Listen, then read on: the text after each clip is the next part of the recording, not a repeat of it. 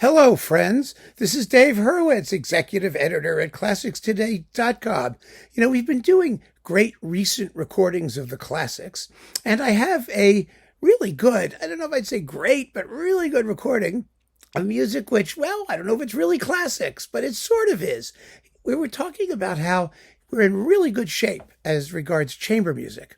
And there's a particular disc which I really think everybody should own, especially, everyone who likes Bruckner, let's put it that way, should own. And it's this Naxos disc, which I reviewed a bazillion years ago at ClassicsToday.com, but it's still kicking around, and I take it out and play it every so often.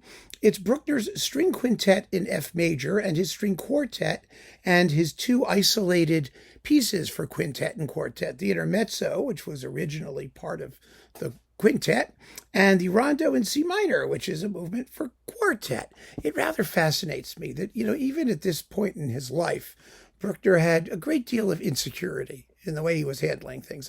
He also adjusted the ends of the quintet and revised things and whatnot. But the point here is that Bruckner's string quintet is his only major chamber work. The quartet is pretty negligible. It's 24 minutes long. It's attractive enough.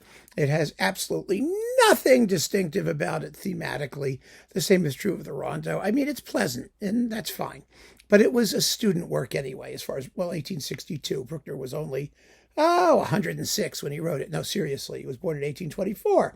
So he must have been in his late 30s, right? 38, something like that, when he wrote this sucker.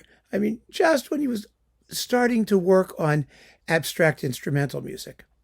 And his, symphonies, first symphony and things like that were coming around that time. Anyway, the quintet everyone acknowledges, is vintage mature Bruckner. Would you call it a masterpiece? Well, there's arguments on both sides. The piece has some wonderful, wonderful writing in it. Of course, its adagio is gorgeous. It's not crazy long. It's 44 minutes long, 45 minutes in this performance. So it's not like the Eighth Symphony. It's not one of these gargantua things. It does try at the end of both outer movements to do sort of the end of the first movement of the Seventh Symphony for a string quintet, which doesn't really work very well. You get a sense that the medium is too small for Bruckner's typical tremolos and arpeggiations and things like that. But nevertheless, it's a fine work, a really fine work. And there aren't that many great string quintets from the second half of the 19th century. Let's face it, you got Brahms and you have Dvorak and you have Brahms and Dvorak. There's just not a lot. So to have this is a good thing. It still doesn't get played very often. It's a curious phenomenon. It really is, especially because Brahms without Brahms Bruckner without big, huge brass chorales and heaven scaling climaxes and transcendental whatnot. People sort of don't care. And it also exposes his quirkiness as a composer, the discontinuity in form and whatnot, without these enormous contrasts in volume and tone and timbre. His music is, takes a little more getting used to than usual. In any case, we have very, very good performances here by the Fine Arts Quartet. They're an excellent group. They're very nicely recorded. This was done in 2007. So technically, it makes our cut for great recent recordings. And like I said, in chamber music, we tend to be in very, very, very good shape.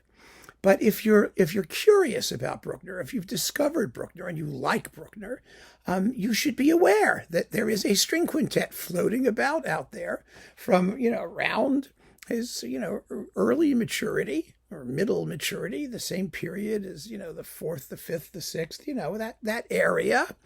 And you should give it a listen and see how it strikes you and what you think of it, and whether Bruckner, stripped of his, more cosmic epic qualities, is as interesting as he is when he has those cosmic epic qualities.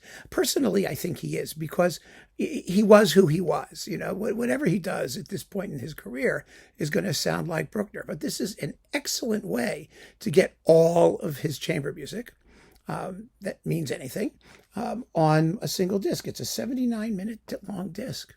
So it's a good deal.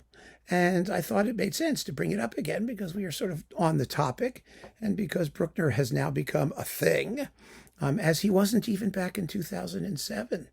So if you're filling out your collection, this is a great way to do it. It used to be a very inexpensive way to do it. Now Naxos isn't so inexpensive, but it's still a deal. It's a deal. It's a really well put together disc, very finely performed. So give it a shot and see what you think. Keep on listening, friends, and thanks for joining me. Take care.